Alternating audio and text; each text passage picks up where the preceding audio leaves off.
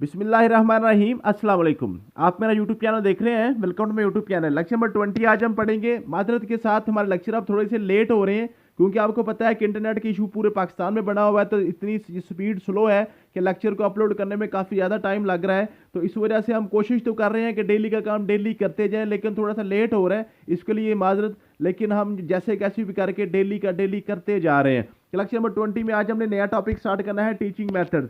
आपको पता है कि इससे पहले हमने perspective of education in Pakistan और एजुकेशनल असेसमेंट एंड वैल्यूएशन का हमने मुकम्मल किया है, और इसके साथ इंग्लिश का भी हमने काफ़ी किया जो हम वोकैबुलरी के हवाले से। तो इंग्लिश की वोकैबुलरी ऑलमोस्ट हम इसको कवर करने जा रहे हैं 2-3 दिन में। उसके बाद हम इंग्लिश की ग्रामर को बड़ी डिटेल के साथ पढ़ेंगे। तो आज हमने स्टार्ट करना थी टीचिंग मेथड। तो टीचिंग मेथड जो है ना जी, ये बड़ा इंपॉर्टेंट टॉपिक है, इसको भी कोशिश करेंगे 5 से 6 लेक्चर में कवर कर लें। तो टीचिंग मेथड्स में जी सबसे पहले हमने बात करनी होती है पेडागोजी और एंड्रागोजी की। पेडागोजी और एंड्रागोजी ये दो टर्म्स हमने कवर करनी होती है, और इसके बाद हमने पढ़ना होता है ब्लूम टेक्सानोमी एंड सोलो टेक्सानोमी। ब्लूम टेक्सानोमी और सोलो टेक्सानोमी का टॉपिक आपके जो सिलेबस में नहीं मेंशन किया गया, लेकिन इन दोनों टॉपिक्स में से ब्लूम टेक्सानोमी और सोलो टेक्सानोमी से पेपर वो आपको टिका टिका के पूछता है। क्वेश्चन आपके बार बार यहाँ से आ रहे होते हैं, तो बच्चे परेशान हो जाते हैं क्योंकि ब्लूम टेक्सानोमी और सोलो टेक्सानोमी का टॉपिक आपके जो है ना सिलेबस में मेंशन नहीं किया होता, तो ये बच्चे इनको छोड़ देते हैं, जिसकी वजह से नुकसान हो जाता है। तो ये टीचिंग मेथड्स में इनको वो जो है ना इंक्लूड कर लेता है। ठीक है जी, इस वजह से इसको आपने लाजमी क्लियर करना होता है। काफ़ी ज़्यादा पेपर में क्वेश्चन इसमें से बार बार रिपीट हो रहे होते हैं। आमतौर पे 3 से 4 क्वेश्चन यहाँ से बन जाते हैं। ब्लूम टेक्सानोमी और सोलो टेक्सानोमी दोनों में से आपके 3 से 4 क्वेश्चन बन जाते हैं। इस वजह से इसको हम बड़ी डिटेल के साथ पढ़ने की कोशिश करेंगे। तो सबसे पहले हमने बात करनी है पेडागोजी और एंड्रागोजी की। पेडागोजी का मतलब होता है बच्चों को पढ़ाना। बच्चों को पढ़ाना, बच्चों को पढ़ाने का जो भी तरीका आप इस्तेमाल करते हैं उसको हम पेडागोजी कहते हैं। एंड्रागोजी होती है जी बड़ों को पढ़ाना, बड़ों को, एडल्ट्स को पढ़ाना। ठीक है जी, ये आपके पास जो है ना पेडागोजी चाइल्ड टीचिंग है, और एंड्रागोजी है एडल्ट्स टीचिंग। बड़े लोगों को पढ़ाना जो ना, एडल्ट्स को पढ़ाना आपकी एंड्रागोजी कहलाती है, और बच्चों को पढ़ाना जो होती है ना वो आपके पास क्या होती है जी, पेडागोजी होती है। पेडागोजी और जो इसमें जो एंड्रागोजी, इनमें जो कंपैरेटिव पॉइंट्स पूछे जाते हैं बार बार, pedagogy target children and andragogy targets adults. ठीक है जी, ये बात क्लियर होगी। Pedagogy is often teacher centred while andragogy is learner centred. क्या मतलब है? जो टीचर सेंटर्ड होती है, टीचर सेंटर्ड एक ऐसी टेक्निक होती है जिसमें टीचर अथॉरिटी होता है। टीचर बताता है बच्चे को आपने कैसे पढ़ना है, क्या पढ़ना है, कब पढ़ना है। लेकिन जो लर्नर सेंटर्ड होती है उसमें लर्नर बताता है कि मैंने क्या पढ़ना है। तो आपको पता है जो बच्चे होते हैं ना, बच्चे मासूम होते हैं, वो थोड़े से इमेच्योर होते हैं, उनको नहीं पता होता कि हमने क्या पढ़ना है, और ना ही वो अपनी रूटीन बना सकते हैं। तो इसलिए उनको बच्चों को जनाब डांट डपट के बिठा के उनको कन्विंस करके पढ़ाया जाता है, टीचर उसकी स्ट्रैटेजी बनाता है। लेकिन जो अडल्ट होते हैं, बड़े बच्चे होते हैं, उनको खुद जनाब वो सेल्फ मोटिवेटेड होते हैं, वो खुद टीचर को बताता है जनाब ये मुझे समझ नहीं आ रही, ये मुझे पढ़ा दें, ये मेरा हार्ड एरिया है। तो वो आपका लर्नर सेंटर्ड होता है। Andragogy respects adult learning autonomy more than pedagogy. ठीक है जी, ऑटोनॉमी का मतलब क्या होता है? जो ऑटोनॉमी मींस के जो बच्चा खुद पढ़ना चाह रहा होता है उसको वो अपने टॉपिक्स खुद सेलेक्ट करता है। तो एंड्रागोजी जो है ना वो लर्नर्स की ऑटोनॉमी को जो है ना वो रिस्पेक्ट करता है। लेकिन जो पेडागोजी होती है उसमें बच्चे की मर्जी नहीं चलती, टीचर अपनी मर्जी चलाता है, क्योंकि बच्चे को नहीं पता होता उसका नफा नुकसान क्या है। उसके बाद आपके पास जी andragogy capitalises on adults life experience unlike pedagogy. Pedagogy जो उसमें जो ना एडल्ट्स की एक्सपीरियंस वगैरह नहीं शेयर किए जाते, उसमें सारी बुक्स वगैरह ही होती हैं। जबकि पेडागोजी जो है ना एंड्रागोजी होती है, एंड्रागोजी में आपके पास जो ना एडल्ट्स की एक्सपीरियंस वगैरह को भी शामिल किया जाता है। Andragogy relies on intrinsic motivation while pedagogy use external rewards. क्या मतलब है? इंट्रिंसिक मोटिवेशन होती है, जो अंदरूनी मोटिवेशन होती है, बच्चे को बताया जाता है कि अगर आप ये पढ़ेंगे तो आप जो ना कामयाब हो जाएंगे। ठीक है, इंट्रिंसिक मोटिवेशन होती है अडल्ट्स को। लेकिन जो बच्चे होते हैं ना, बच्चे को बताए ना आप ये पढ़ोगे कामयाब हो जाओगे, बड़े इंसान बनेंगे, उससे इससे कोई लेना देना नहीं होता। बच्चे की एक्सटर्नल मोटिवेशन मीन जो रिवार्ड्स वगैरह दिए जाते हैं, उसको टॉफी वगैरह दी जाती है, उसको कप वगैरह, शील्ड वगैरह जो है ना, उसको गुड वेरी गुड इस तरह के जो मामलात करके उसको जनाब एक्सटर्नल मोटिवेशन दी जाती है पढ़ाने के लिए। Teaching method in pedagogy main include story telling, play, whereas andragogy emphasising real world application. ठीक है जी, ये आपके पास पेडागोजी एंड्रागोजी के वाले क्वेश्चन जो बन सकते हैं मैंने आपको ये बता दिए हैं, इनको आपने कवर कर लेना है। उसके बाद होता है जी टेक्सानोमी। टेक्सानोमी किसको कहते हैं? टेक्सानोमी होता है जी आपके पास, taxonomy is set of hierarchical models that applied to classify education learning goals or objective into a certain level of complexity। Means कि आप टेक्सानोमी एक आपके पास पाथवे है, एक पाथवे है, एक तरीकाकार है जिस तरीके के ऊपर आपने अमल करते हुए अपने बच्चे को कामयाब करना होता है। मीन्स के जो भी आपने टीचिंग आपका मेथड है, जो भी आपने बच्चे को पढ़ाना है, उसको पढ़ाने के लिए एक हायरार्किकल मॉडल जो होती है ना, स्टेप बाय स्टेप चीज़ें होती हैं कि आपने क्लासरूम में जाके कब क्या करना है।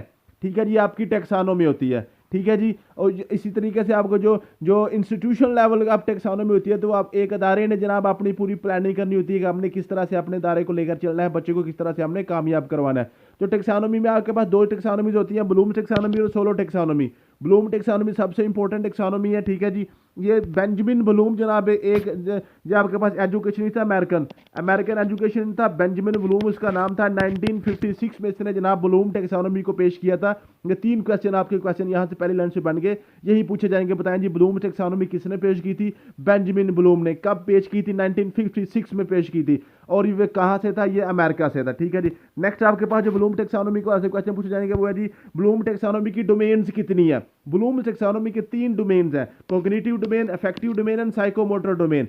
अब टेक्सानोमी मैंने जैसे आपको इस लफ्ज से पता है, टेक्सानोमी का मतलब होता है आपकी प्लानिंग है कि आपने कैसे कैसे बच्चे को कामयाब करवाना है। अब ब्लूम जो है ना, ब्लूम ने 1956 में बताया था कि आप अगर बच्चे अपने को कामयाब करना चाहते हैं तो आप जो है ना, ये एक हायरार्किकल लेवल्स में आपको देता हूं कि आपने बच्चे के 3 आपने फील्ड्स पे काम करना है। नंबर 1 कोग्निटिव पे, नंबर 2 आपने इफेक्टिव पे करना है, नंबर 3 आपने साइकोमोटर मीन्स के कोग्निटिव कहते हैं जहानत को, बच्चे की जहानत पे काम करना है। अफेक्टिव कहते हैं अफेक्शंस को, अफेक्शंस कहते हैं जज्बात एहसासात, बच्चे के जज्बात और एहसासात पे आपने काम करना है।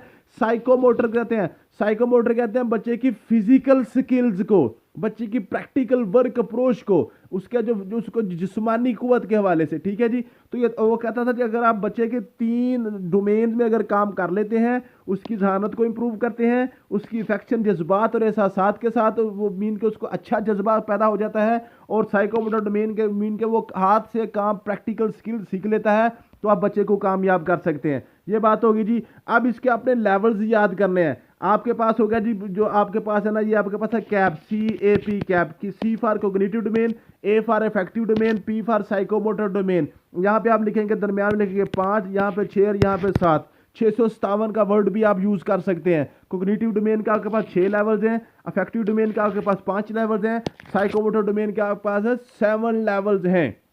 लेवल से क्या मुराद है?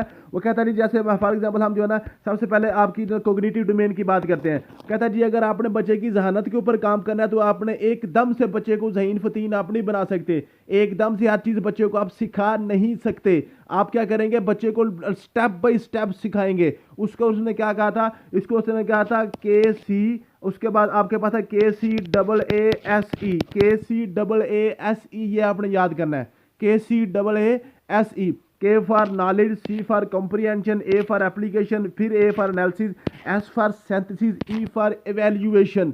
कहता है जी, अगर आपने बच्चे की जहानत पे काम करना है ना, तो सबसे पहले बच्चे को अपने नॉलेज देना है, बच्चे को अपनी तालीम देनी है, इल्म देना है, बच्चे की मालूमात में इजाफा करना है। अगर बच्चा जो है ना, उसके पास नॉलेज है, उसको पता चल गया, उसके पास इल्म आ गया, उसका मतलब है वो जहानत के पहले दर्जे पर मौजूद है। जब उसके पास इल्म आ जाता है, फिर उसको कॉम्प्रीहेंस करना चाहता है, उसकी कॉम्प्रीहेंशन करना बच्चे को आ जाए, मीन्स के उसके अंदर से वो जो ना कुछ टॉपिक्स उसके जो है ना, आप उसके क्वेश्चंस वगैरह करके जनाब उसको कॉम्प्रीहेंशन करना उसको सीख जाता है, तो वो जहानत के दूसरे लेवल पे पहुंच जाता है। अगर उसके बाद जो कॉम्प्रीहेंशन के बाद वही जो नॉलेज उसके पास है, फॉर एग्जांपल आप मैथमेटिक्स को पढ़ा रहे हैं, उसने कोई फार्मूला याद किया है, या जैसे मैं आपको यहाँ पे पढ़ा रहा हूँ, ये जो आपको ब्लूम टेक्सोनोमी पढ़ा रहा हूँ, तो इसको अपनी क्लासरूम के अंदर वो अप्लाई कर सके, जाके अपनी डेली लाइफ में जो भी उसने वो सीखा है उसको अप्लाई करना भी उसको आ जाए, तो इसका मतलब वो जहानत की तीसरी लेवल पे पहुंच गया। फिर है एनालिसिस। एनालिसिस होता है तोड़ना, तज्जिया करना। क्या वो मीन्स के जो भी उसके पास स्टेटमेंट है, उस स्टेटमेंट को वो तोड़ सके, उसके छोटे छोटे टुकड़े करके, छोटे छोटे पार्ट्स में उसको डिवाइड करके उसको पढ़ सके, उसको कहते हैं एनालिसिस करना। एनालिसिस करना अगर करके वो फिर जहानत के चौथे लेवल पे पहुंच जाता है। फिर एनालिसिस के बाद है सिंथेसिस। सिंथेसिस होता है छोटे छोटे टुकड़ों को जोड़ना, जोड़ना। ठीक है जी। समझ आ गई है जी। तो इसको हम कहते हैं सिंथेसिस करना, मीन के छोटे छोटे कंसेप्ट्स को जोड़ के एक बड़ा कंसेप्ट इकट्ठा कर ले, तो उसको हम कहते हैं जी सिंथेसिस। फिर वो 5वें लेवल पर जाता है। फिर होता है एवेल्युएशन। एवेल्युएशन का मतलब होता है कि जो भी उसको पढ़ाया है उसके वो गुड और बैड को एवेल्युएट कर सके, क्या जो मुझे टीचर ने पढ़ाया है क्या ये सही है गलत है, मुझे इसको अमल करना चाहिए कि नहीं करना चाहिए। अगर वो इसकी जनाब जो है ना अच्छाई और बुराई में तमीज़ करना सीख जाए, तो इसका मतलब है वो जहानत के जनाब सुपरलेटिव डिग्री के ऊपर है, सबसे ऊपर वाले दर्जे के ऊपर पहुंच चुका है। ये उसके 5-6 लेवल। एक तो आपने तरतीब के साथ याद करने में पूछ लेता है, बताएं जिसका पहला लेवल कौन सा है, आखिरी लेवल कौन सा है, नॉलेज के पहले वाला कौन सा है, नॉलेज के बाद कौन सा आता है, सेंसिस से पहले। इस तरह मीन्स के ये 6 आपको ये जो तरतीब है ना, तरतीब में से वो मुख्तलिफ एंगल से आपको 4-5 क्वेश्चन वो बना के वो पूछ लेता है। ठीक है जी। उसके बाद आपके पास है रिवाइज्ड ब्लूम्स टैक्सोनॉमी। ये जो ब्लूम्स टैक्सोनॉमी ना, इसको रिवाइज किया था ब्लूम्स का ही एक शागिर्द था, उसका नाम था जी आपके पास है, ये जी आपके पास है ये जो लॉरेन एंडरसन। लॉरेन एंडरसन जो था ना, ये ब्लूम का ही शागिर्द था। इसने जनाब 2001 में जाके इसको रिवाइज कर दिया था। रिवाइज ब्लूम टेक्सोनॉमी के बाद जो आपके पास क्वेश्चन पूछे जाएंगे वो यही पूछे जाएंगे कि ब्लूम की टेक्सोनॉमी रिवाइज कब हुई थी। 2001 में हुई थी। किसने की थी? लॉरेन एंडरसन ने। लॉरेन एंडरसन और ब्लूम का आपस में क्या ताल्लुक क्या था? लॉरेन एंडरसन ब्लूम का ही शागिर्द था। उसके बाद इसने चेंजिंग क्या क्या की थी, क्या उसने रिवाइज किया था? उसने रिवाइज ये किया था, ये जितने भी आपके पास ये आपको नाउन नजर आ रहे हैं ना, knowledge, comprehension, application, synthesis, analysis, evaluation, ये सारे के सारे आपको नाउन नजर आ रहे हैं, नाम नजर आ रहे हैं। ठीक है जी। नॉलेज इल्म का नाम है ना, उसने क्या किया था, सारे के सारे नाउन को उसने वर्ब में चेंज कर दिया था। नाउन को उसने किसने चेंज किया था? वर्ब में चेंज कर दिया था। नॉलेज को उसने चेंज किया था नोइंग में। नॉलेज को किसमें किया था? नोइंग में। ये जितने भी थे ना ये वर्ब थे, सभी के सभी को उसने क्या कर दिया था? वर्ब में चेंज कर दिया था। नाउन को ये नीचे लिखा हुआ है, ये आपके पास है जी। नॉलेज को नोइंग में या इसको रिमेंबरिंग भी बोलते हैं। नॉलेज को नोइंग या रिमेंबरिंग भी बोलते हैं, एक ही बात है। कॉम्प्रिहेंशन को अंडरस्टैंडिंग में बदल दिया था। एप्लीकेशन का नाम अप्लाइंग कर दिया था। एनालिसिस का नाम एनालाइजिंग कर दिया था। और ये जो आखिरी 2 लेवल थे ना, सिंथेसिस और एवेल्युएशन, इनको इंटरचेंज कर दिया था। मीन के जो ब्लूम ने एवेल्युएशन को सबसे टॉप पे रखा था ना, उसने कहा था नहीं जी, जो एंडरसन ने कहा था एवेल्युएशन को 5वें नंबर पे लेके आओ और सिंथेसिस को आखिरी नंबर पे लेके जाओ। ठीक है जी। तो उसने क्या किया था, जो एवेल्युएशन को 5वें नंबर पे ले आया था और सिंथेसिस का नाम चेंज करके क्रिएटिंग करके उसको उसने एंड पे ले गया था। तो फिर यहाँ से क्या पता चला जी, जो आपकी ब्लूम टैक्सोनॉमी को रिवाइज किया गया था, एक तो उसका नाम लॉरेन एंडरसन 2001 में उसने पेश की थी, ये ब्लूम का शागिर्द था। क्या किया था उसने? सारे नाउन्स को वर्ब में चेंज कर दिया था। और जो आखिरी 5 थे ना, 5वां और छठा, उनको आपस में इंटरचेंज कर दिया था। 5वें को छठे नंबर पे, छठे को 5वें नंबर पे कर दिया था। सिंथेसिस और एवेल्युएशन को आपस में इंटरचेंज कर दिया था। यही क्वेश्चन आपके बनते हैं। उसके बाद आपके पास है जी इफेक्टिव डोमेन। इफेक्टिव डोमेन के लिए आपने लफ्ज याद करना है RVOC। सबसे छोटा लेवल जो है ना बच्चे के जज्बात का, वो है जो आपके पास रिसीविंग, फिर रिस्पोंडिंग, फिर वैल्यूइंग, फिर ऑर्गेनाइजिंग, फिर आपके पास है जी इस जो है ना आपके पास है जी सी इस चीज को कहते हैं क्रिएटिंग। चीज को कहते हैं जी क्रिएटिंग के लिए नया लफ्ज यूज होता है इंटरनलाइज वैल्यूज भी ये लफ्ज यूज होता है क्रिएटिंग के लिए। अब इसको थोड़ा सा समझ लें, क्या मतलब है। अगर बच्चे के आपने जज्बात पे काम करना है तो सबसे पहले उसका लेवल है रिसीविंग। क्या मतलब है? अगर आप बच्चे को कोई बात बता रहे हैं और वो आपकी बात सुन रहा है, उसकी बात सुन रहा है, आपकी बात सुनने के लिए वो तैयार हो गया है। कुछ बच्चे ऐसे होते हैं जो आपकी बात सुनना ही गवारा नहीं करते।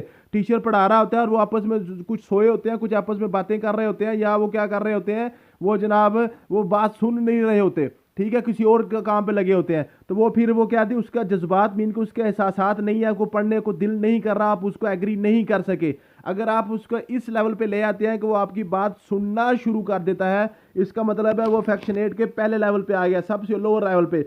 अगर वो सुनते सुनते आपकी बात को रिस्पोंड भी करता है, जो आप पढ़ा रहे हैं वो उसको समझ भी आ रही है, वो आपको रिस्पोंड कर रहा है, जनाब ये बात ठीक है, जिसकी मुझे समझ आ रही है, इसकी मुझे समझ नहीं आ रही। इसका मतलब है वो इसको सिर्फ सुन नहीं रहा बल्कि समझ के सुन रहा है, इंटरेस्ट लेके सुन रहा है। उसके एहसासात, जज्बात जो ना पॉजिटिविटी की तरफ जा रहे हैं। ये उसका सेकंड लेवल हो गया। फिर होगा वैल्यूइंग। वैल्यूइंग का मतलब होता है वो वैल्यू भी देता है। जो आप उसको पढ़ा रहे हैं वो कह रहा है जी मेरे फायदेमंद चीजें हैं, उसको वैल्यू दे रहा है, वो उसको वैल्यू दे रहा है, वो इसका मतलब वो तीसरे दर्जे पे पहुंच गया।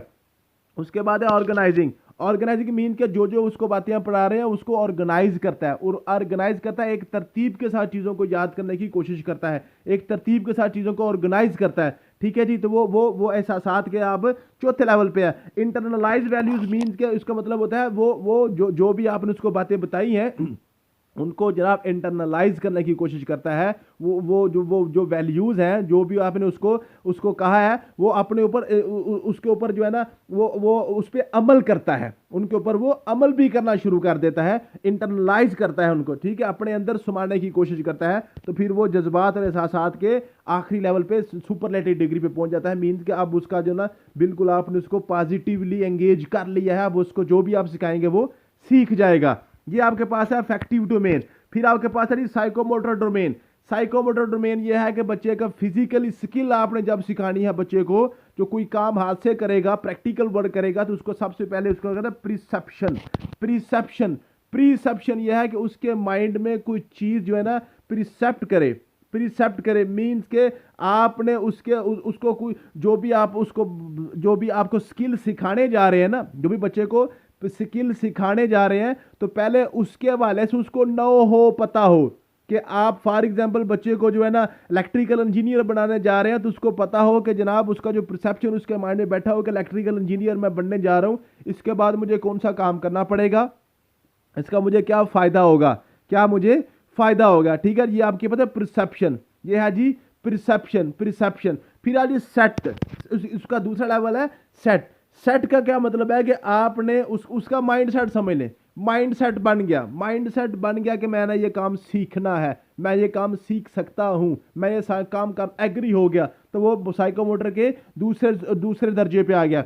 फिर है गाइडेड रिस्पॉन्स। गाइडेड रिस्पॉन्स का मतलब है कि आपने उसको जो भी प्रैक्टिकल वर्क सिखा रहे हैं, फॉर एग्जांपल वो आप उसको मोबाइल फ़ोन का जो टेक्निकल जो ना उसको इंजीनियर बना रहे हैं, मोबाइल फ़ोन का जो ना उसको आपने ऑपरेटर बना रहे हैं, मोबाइल फ़ोन को चलाना समझ लें या मोबाइल को ठीक करना समझा रहे हैं। ठीक है जी, मोबाइल की रिपेयरिंग कैसे करते हैं। ठीक है, तो गाइडेड रिस्पॉन्स का मतलब है कि जो आप गाइड करते हैं ना जो उसका जो उस्ताद है या उसका सीनियर है जो उसको रिस्पॉन्स करता है, उसकी गाइडेंस में जो वो कहता है उसके मुताबिक वो जनाब वो बोल्ट को कसता है या पेज को खोलता है, जो भी को काम करता है अपने हाथ में उठाता है, जो भी टीचर उसको उसका कहता है उसके मुताबिक वो काम करना शुरू कर देता है, उस गाइडेड रिस्पॉन्स है। फिर है मैकेनिज्म ये है कि जो भी आपने उसको गाइडेड रिस्पॉन्स दिया है, वो जो उससे अगला दर्जा होता है कि वो क्या करता है, वो बड़ी एफिशिएंसी के साथ काम करना शुरू कर देता है। कभी अभी कर वो आपकी सुपरविजन में ही रहा है, लेकिन अब जो काम वो कर रहा है बिल्कुल ठीक कर रहा है, अब एफिशिएंसी उसकी ठीक हो गई है, वो मैकेनिक बन गया हुआ है। मैकेनिज्म का मतलब क्या है जी, मैकेनिक वो बन गया हुआ है, वो काम जो आप कह रहे हैं वो उसमें गलती की अब गुंजाइश नहीं है। गाइडेड रिस्पॉन्स में गाइडेड रिस्पॉन्स कर रहा है, लेकिन कभी वो ठीक भी करता है, गलत भी करता है। ठीक है, लेकिन मैकेनिज्म में वो क्या करता है जी, अब वो मैकेनिक बन गया हुआ, जो आपको आप उसको गाइड कर रहे हैं, आपकी सुपरविजन में वो काम बिल्कुल एक्यूरेटली करना शुरू हो गया। फिर आज आपके पास है complex over response. Complex over response ये होता है कि आपकी गाइडेंस के बगैर भी वो काम करना शुरू हो गया, आपका जो ना आपकी गाइडेंस के बगैर भी काम करना शुरू हो गया है। अगर आपको बंदा पास नहीं भी है, उसका जो टीचर है, तो उसके बगैर भी वो अपना काम वो अब कर सकता है। फिर है अडेप्टेशन। अडेप्टेशन का मतलब ये है कि उसने जो आपसे काम सीखा है वो किसी और सिनेरियो में जाके वो काम कर सकता है। फॉर एग्जाम्पल आपने उसको मोबाइल का मैकेनिक बना रहे हैं, तो आपने उसको क्या किया, नोकिया का मोबाइल उसको ठीक करना सिखाया, तो वो इसी तरीके को फॉलो करता हुआ क्या करेगा, सैमसंग का मोबाइल भी ठीक कर लेगा। ठीक है जी, या आप किसी वर्कशॉप में उसको काम करवा रहे हैं, तो वर्कशॉप में वो जो है ना वही तरीका इस्तेमाल करता है, वो किसी और वर्कशॉप में जाके भी किसी और सिनेरियो में भी काम करेगा, वो उस तरीके को अडाप्ट कर लेता है। क्या कर लेता है, अडाप्ट कर लेता है, तो वो जनाब छठे लेवल पे पहुंच गया। फिर है ओरिजिनेशन है ओरिजिन करना, मीन के नई नई चीजें दरियाफ्त करना, मीन्स के वो नए नए तरीके जो आपने भी उसको नहीं सिखाए, इन्हीं तरीकों को इस्तेमाल करते करते कोई नया तरीका भी वो जनाब ओरिजिनेट करता है, नया कोई आइडिया देता है जनाब, जो हम काम इतने लंबे अरसे से इस तरह से कर रहे हैं, हम उसको इस तरीके से भी किसी और तरीके से भी हम कर सकते हैं। कोई नया फार्मूला भी वो याद करेगा, वो ओरिजिनेशन लेवल पे चला जाएगा। तो ये उसकी साइकोमोटर के डोमेन के उसके लेवल्स होंगे। तो ये तो लेवल्स के हवाले से वो क्वेश्चन, एक तो इसकी तरतीब आपने याद करनी है, सबसे लोअर लेवल कौन सा, सबसे अपर लेवल कौन सा, दरमियान वाला कौन सा है, पहले वाला, दूसरे वाला, तीसरे वाला, ये आपने याद करने हैं। और इसके अलावा इनके अंदर क्या कुछ होता है, ये सारे के सारे क्वेश्चन वो बार बार आपसे पूछेगा। इंग्लिश के इडियम्स आपके मुकम्मल हो गए हैं जी, आज यही हमने करने हैं, इसके अलावा हमने नहीं करने हैं। तो ये आपके मुकम्मल हो गए। तो कल से इंशाल्लाह ताला हम जो है ना सोलो टेक्सोनॉमी को थोड़ा सा पढ़ेंगे, और इसके साथ टीचिंग मेथड्स जो है ना वो आपके तकरीबन 10-12 मेथड्स होते हैं, वही हमने करने हैं। तो इंशाल्लाह ताला ये आपका टीचिंग मेथड वाला भी आपका टॉपिक कंप्लीट हो जाएगा। तो जो हम नेक्स्ट इंशाल्लाह ताला नए टॉपिक की तरफ मूव करेंगे। टोटल 80 लेक्चर में इंशाल्लाह आपका कोर्स जो है ना सितंबर के लास्ट तक, मुझे कोशिश है कि सितंबर के लास्ट तक आपका कोर्स सारा मुकम्मल करके अक्टूबर में इसकी इंशाल्लाह रिवीजन स्टार्ट कर देंगे। थैंक यू सो मच, मिलते हैं नेक्स्ट वीडियो में। अल्लाह हाफिज़।